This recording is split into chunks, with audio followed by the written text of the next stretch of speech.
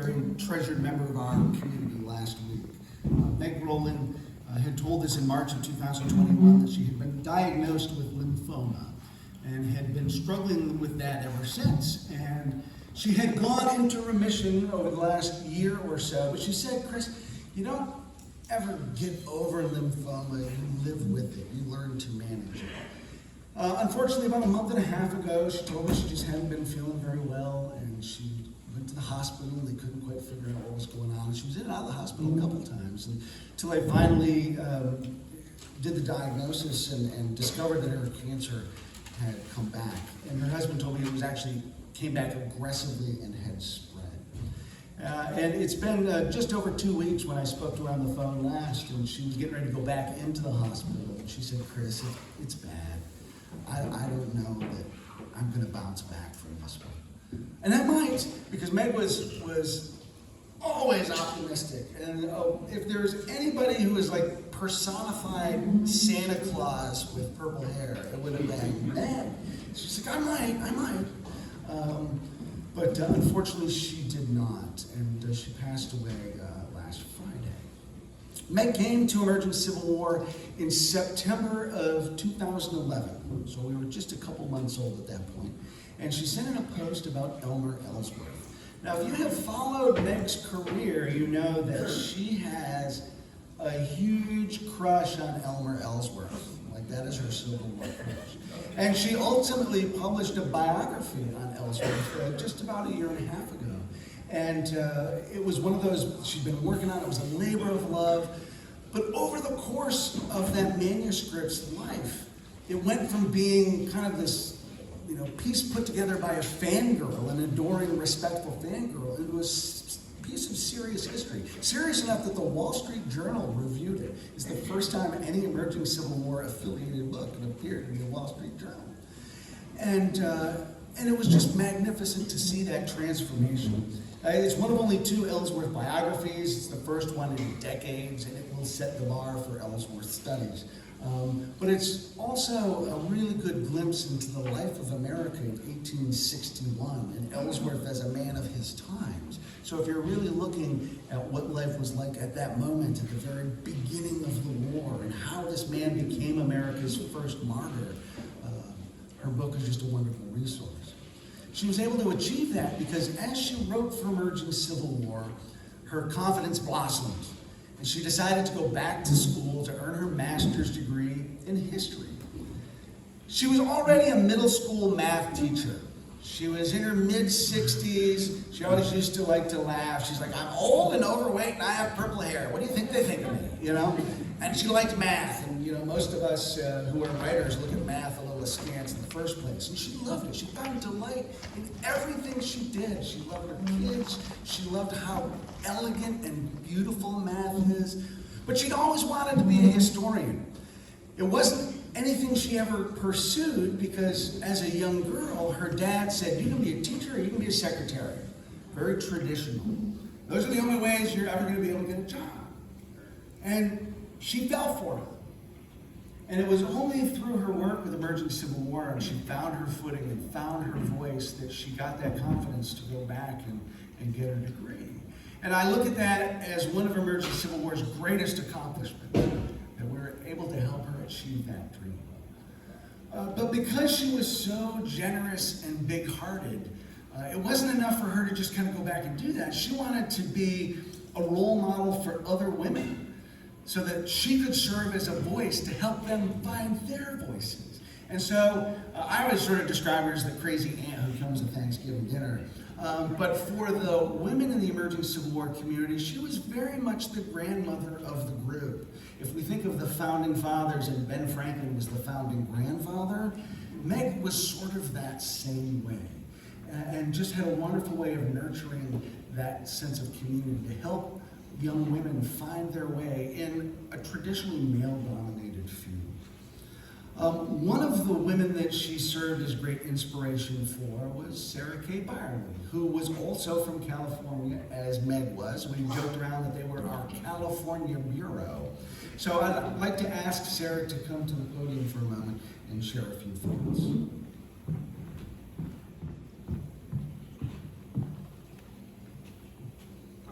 1861 was Meg's favorite year of Civil War history, and it wasn't only because of Elmer Ellsworth, her beloved, historical, forever young hero. She loved the patriotic pageantry, the enthusiasm of the naive volunteers rushing to defend their causes. The primary sources jumped to life for her, and she wanted to know everything about those scenes of recruiting and off to war. She could appreciate a gray uniform, or a story of the man in that uniform, but she was a Yankee forever. And she never failed to declare that Union men were the most handsome. Many of you read Meg's writings over the years on the Emerging Civil War blog.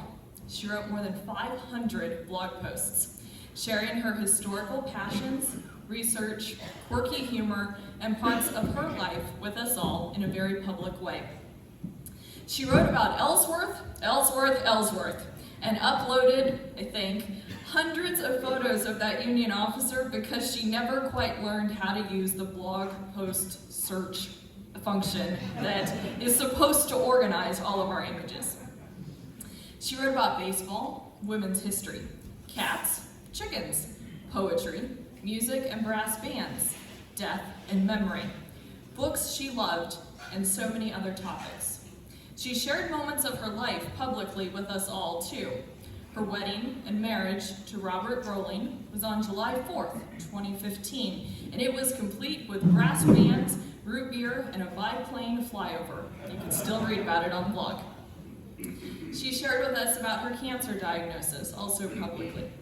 In an odd twist of fate, her last book review had been scheduled a couple weeks in advance. It published on July 27th, 2023, about 6 hours before she slipped into eternity. Meg was genuine. What she shared of her life publicly in the history world was who she was. Whether you loved her purple hair or not, Meg did not care.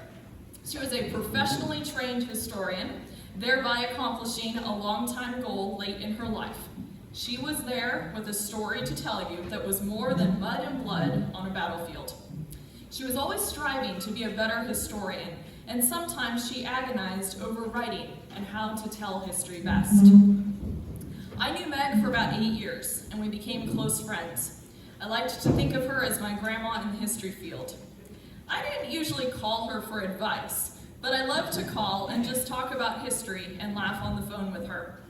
She encouraged and maybe even emboldened us in our ECW ladies-only Zoom meetings. And no meeting was complete without a glimpse of her newest kitten. Meg always found ways to give back to the history community, and one of her biggest encouragements included, don't forget to thank the guys for making a good place for us gals to explore history too. The last time I spoke to Meg on the phone, she was distressed and seemed to know that perhaps she was writing her last chapter. She insisted that I would promise to tell her if she needed to leave ECW. I'm just tired and I don't think I can keep writing. I don't want to be kicked out, she fussed. I told her I wasn't going to make that promise because I told her she wasn't leaving ECW and that nobody was going to kick her out. We all understood and we would be happy for her when she felt like writing, but we knew she was going through a lot. You're family within ECW, I assured her. We both got silent, I think both a little emotional. The written memorials and memories of Meg in this last week have proved that she was family, and we cared for or loved her in our own ways, just as she did toward all of us. Members, writers, readers. Meg may not be with us, but she is still in ECW, and her kindness and influence will reach far into ECW's memory. One of the fictional books that Meg and I love to discuss, misquote, and laugh about was Louisa May Alcott's Little Women. In the beginning of our friendship, she was like Bold Joe, and I was Beth, who needed to be prodded toward the next adventure. Toward the end of her time, our roles had reversed, and perhaps I was more like Joe, always ready to call Beth, to share the news, and try to cheer her into living longer. I want to leave you with a passage from that novel set in a scene when the family had gathered after Beth died. "We must have our sing in a good old way, for we are all together again once more," said Jo, feeling that a good shout would be a safe and pleasant vent for the emotions of her soul. They were not all there, but no one found the words thoughtless or untrue, for Beth had still seemed among them a peaceful presence, invisible but dearer than ever, since death could not break the household league that love made indissoluble. The little chair stood in its old place, the tidy basket with the bit of work she left unfinished when the needle grew so heavy was still on the accustomed shelf. The beloved instrument, seldom touched now, had not been moved. And above it, Beth's photographed face, serene and smiling as in the early days, looked down upon them, seeming to say, "Be happy, I am here." Meg would want to be remembered with joy, so when you see her writings in the blog archive, stumble across yet another Ellsworth photograph, or see the book that she left finished yet unpublished as of this date, think of her smiling. Be happy too. Robert, Meg's husband, asked that we share a piece of her writing with you as we close out our time of remembering her, and Chris is going to do that.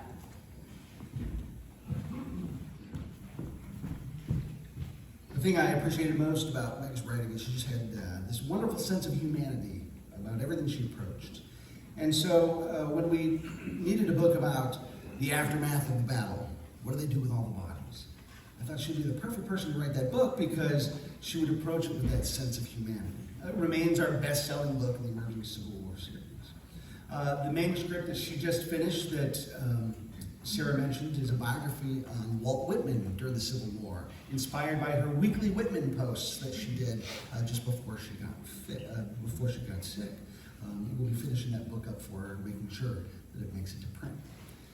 But I think the way Meg would really want to be remembered is for her best-selling blog post, War Chicken. She published this in February 20th, 2012, and it also remains one of our best-read blog posts of all time. I think this piece of writing captures Meg perfectly. Robert E. Lee's image is everywhere. His silhouette is so easily recognizable that it's one of the most powerful symbols of the Confederacy. Tales are told, legends have been created concerning the love and affection his men had for him, how they would stare at their general in silence as he rode by the Southern troops, mounted on his beautiful, well-bred horse Traveler, how they would spontaneously cheer and rush toward him for any type of personal recognition possible. And yet, he seems utterly unlovable when recreated from historic sources. General Robert E. Lee seems gray. His uniform, his hair, his horse, little if any sparkling personality comes through the mists to convince a reader that Lee was charming or congenial. He just seems gray. Even Theodore Roosevelt noticed this. He stood that hardest of all strains, the strain of bearing himself well through the gray evening of failure. Now imagine the delight of finding out that this marble man had a chicken for a pet. She was a small black hen and arrived in Lee's camp sometime in early 1862 with a shipment of chickens sent to the Army of Northern Virginia for food. Sensing that no good could come from staying with the flock, she escaped and ran, taking cover in a tent with an open flap. The tent was warm and chicken killer free. So she stayed. As hens are wont to do, at some point she laid an egg under the cot in the tent and settled herself down on it to see what would happen. Well, here's what happened. Fortunately for her, the tent belonged to General Robert E. Lee. And fortunately, General Lee enjoyed a fresh egg for breakfast. So these two pieces of incredible luck combined to save the life of the little black hen. Lee named her either Nelly or Hen, depending on the source. So let's combine them into Nelly Hen for the purposes of this article. Now imagine the look of pleased surprise on Lee's face when he discovered her gift. He took the egg to his former slave and current butler and cook, William Mack Lee, who inquired as to its provenance. Lee explained about the chicken.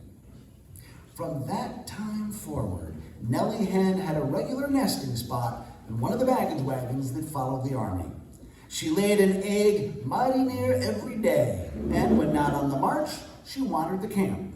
The general kept his tent flap open for her, and she often bivouacked under his cot. In July 1863, the Army of Northern Virginia suffered defeat at the hands of the Yankees in a place called Gettysburg. As the Southern Army was preparing to return to Virginia, Lee suddenly realized that Miss Nelly Hen was missing from her usual spot.